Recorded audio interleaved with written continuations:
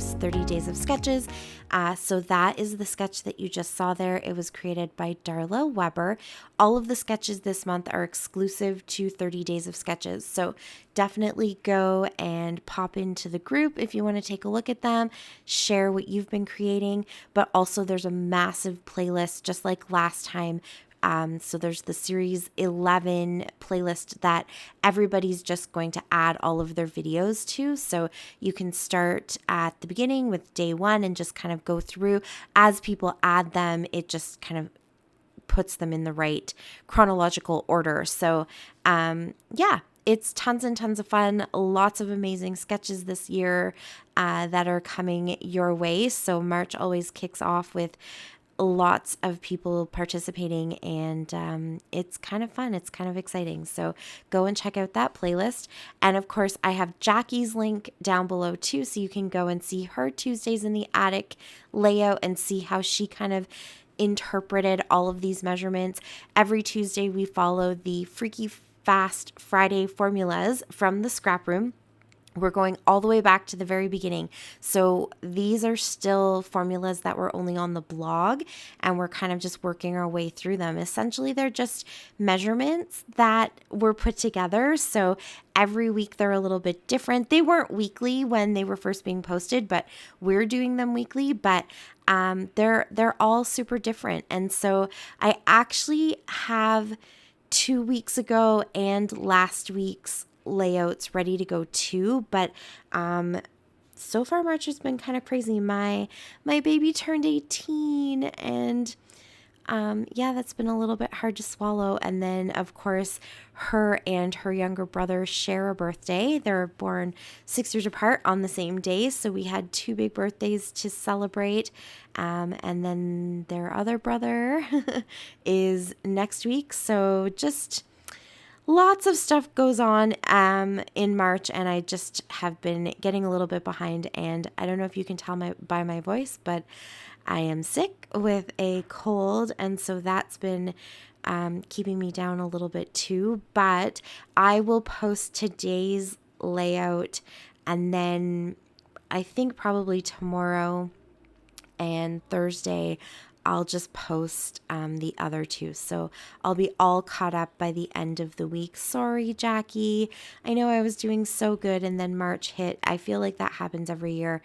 March hits and I just hit that like burnout, I guess you could say. So I'm getting myself back on track, and this is a great one because I'm combining all of the measurements of the paper with the sketch for today. And it kind of works out because Darla's sketch does have sort of some vertical and some horizontal papers, not quite as many as I have grouped here, and not in such large sizes, but in general it's kind of the same feel. So it actually worked out pretty good.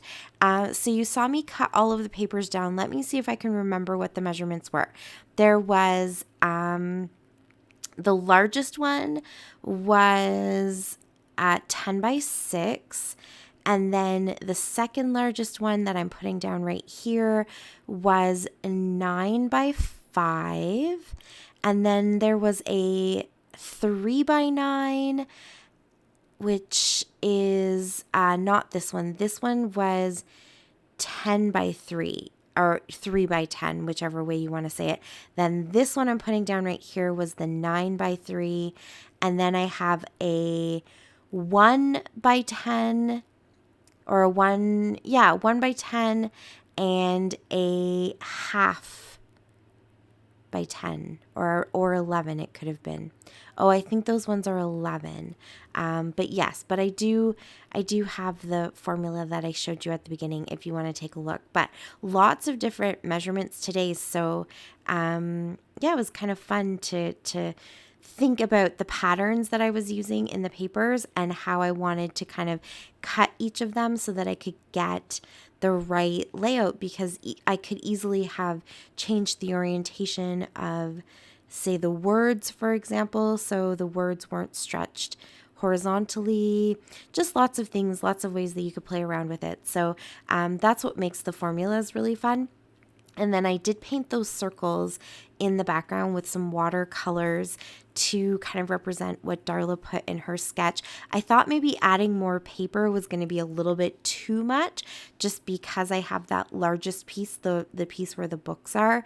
I just thought it was going to be maybe too much paper and you might lose the idea that there are circles, kind of concentric circles. So I decided to go for some watercolors. I pulled those colors out of the papers that I'm using, and what I'm using is Wild Whisper. So this is actually also for the Wild Whisper blog as part of the design team. So you'll be able to read some of the details on the blog. So that link, as always, is down below too, along with my discount code DTGen that can get you 10% off your purchase. And so the collection that I'm using is the One More Chapter collection.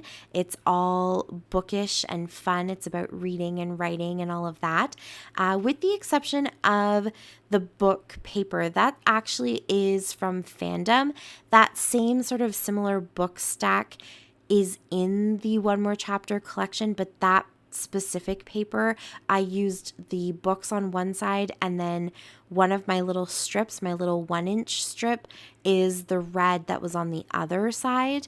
And so that is actually from the Fandom collection, but you can get all of this still in the store. So definitely pop in and take a look and use my discount code so you can save a little bit of money. And yeah, the flare comes from One More Chapter, as well as those 2 ephemera pieces that I used. The yellow piece of paper that you saw me punch my little stars from is the last little bit of that paper I have, also from the One More Chapter collection. And the sequins as well. Those are Spiegel Mom's scrap sequins that she created this mix exclusively for Wild Whisper for this collection. And then so the only other thing that I kind of added, instead of embellishments that you see in the sketch sort of under where the photo would be, or kind of in that very bottom right hand corner, I added one of my big shaker pockets that I created. You can still see that video. It was a live that I did for Wild Whisper on March 1st. So their Facebook page is also linked down below. You can see how I put that together.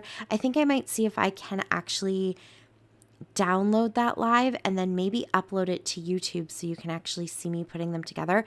I created 2, one large bookmark that I'm using here and one smaller one that I used on a previous layout. So tons and tons of fun, but you don't actually see me create it here. I already had it created.